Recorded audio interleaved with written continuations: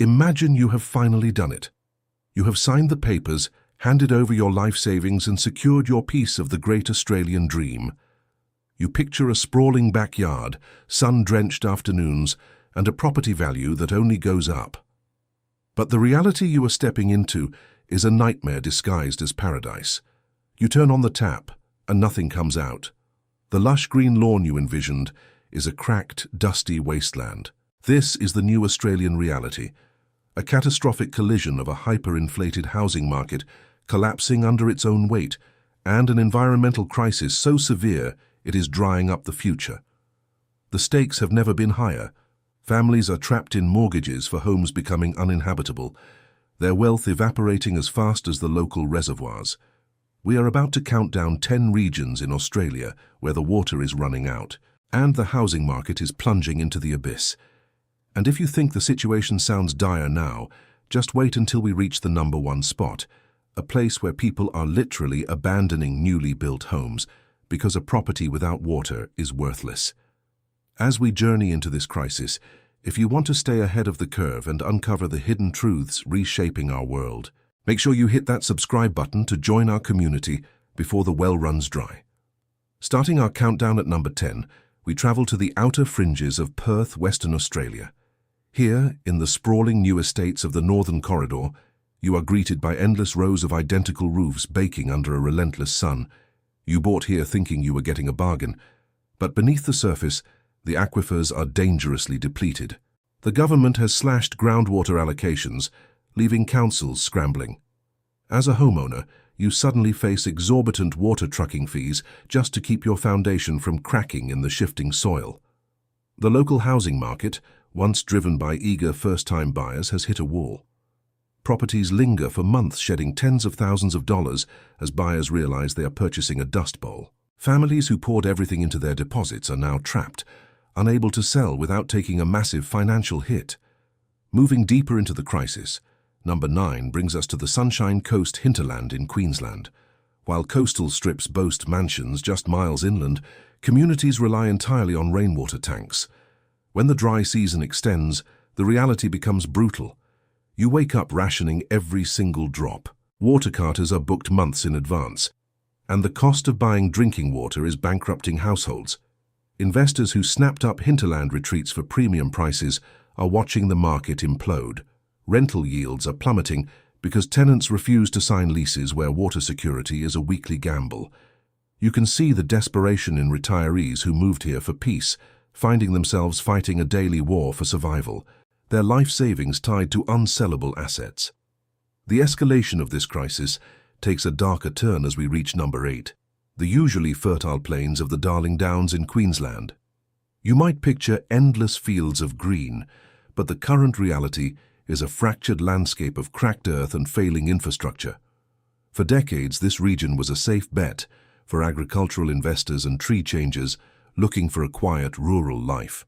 Now, the underground water tables are dropping at alarming rates. When you drive through towns like Dalby, you see the for sale signs multiplying like a virus. The housing market here is in a silent freefall. Properties that sold for premium prices just 5 years ago are struggling to fetch half their value. Why? Because banks are quietly tightening lending criteria for postcodes marked as extreme water stress zones. You cannot get a mortgage for a home that might not have running water in a decade. Families are financially strangled, forced to abandon heritage homes and relocate to the coast, leaving behind ghost streets. The tension tightens at number 7, plunging us into the harsh reality of Mount Isa. Known as the oasis of the outback, this mining powerhouse faces an existential threat. The artificial lakes that sustain the city are evaporating rapidly under scorching temperatures. You stand on the edge of Lake Mundara and watch the shoreline recede daily, revealing the skeletal remains of dead trees. The mining boom brought inflated property prices, but as water restrictions reach severe levels, the appeal is dying. You are forbidden from watering your garden, and dust constantly infiltrates your home. The property bubble has violently burst. Mining companies are shifting to fly-in, fly-out models to avoid housing workers in a water-starved town, causing a massive oversupply of vacant properties. Homeowners who bought at the peak are trapped in severe negative equity, watching property values crash by 30% in a single year. The countdown intensifies at number 6, taking you to the heart of the country, Alice Springs. Relying entirely on ancient, non-renewable aquifers, the town is drinking its history, and the glass is almost empty. When you walk through the suburban streets, the heat radiates off the pavement, and the desperation is palpable. The lack of water security has triggered a mass exodus of professionals. Consequently, the housing market has completely stalled. Houses sit empty, falling into disrepair, becoming targets for vandalism. The financial consequences are devastating for the locals who stayed out of loyalty. If you own a home here, you cannot sell it, and you cannot afford to maintain it. The local economy is suffocating, businesses are shuttering, and the emotional toll is staggering. You hear stories of generational families packing up their entire lives into a single trailer and driving away, leaving their worthless homes to be swallowed by the desert sands. The water emergency is erasing communities from the map, mutating the dream of home ownership into financial ruin. The tragedy deepens as we hit number 5 on our countdown, bringing you to the agricultural hub of Mildura, Victoria.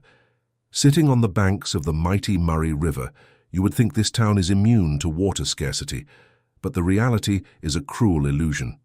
The river levels are highly controlled, and water rights have been commodified, bought up by massive corporate farms, leaving local residents out to dry.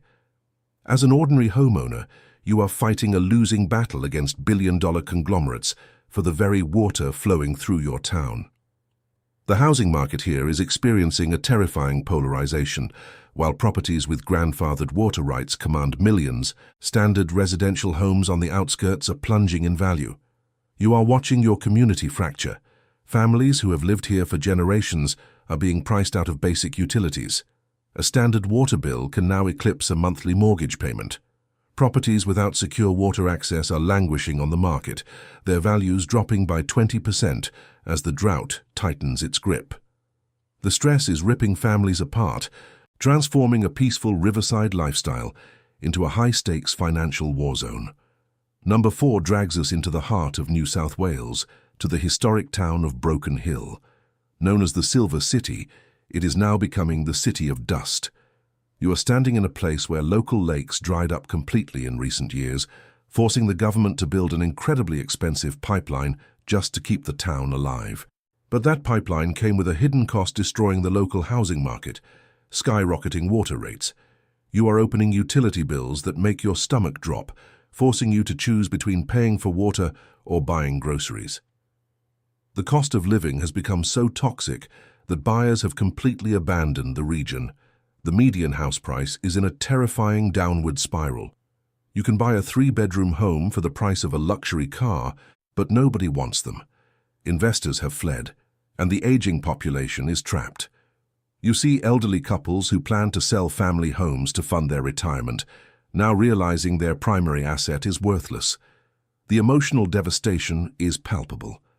We cross into the top 3, and the stakes become almost unimaginable at number 3, Stanthorpe, the jewel of the Southern Downs in Queensland.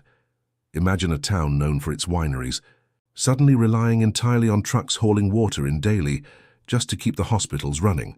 You walk through the town centre, and the fear is inescapable. The once booming tourism housing market has imploded. When tourists stop coming, because there is no water for showers, the income stops. But the mortgage payments do not. Properties leveraged during the boom are being foreclosed on by the dozens. You are witnessing a rapid wealth destruction event.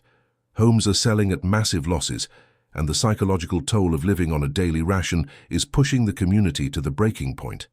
The countdown reaches a fever pitch at number 2, where the crisis is tearing apart the social fabric of Menindee in New South Wales.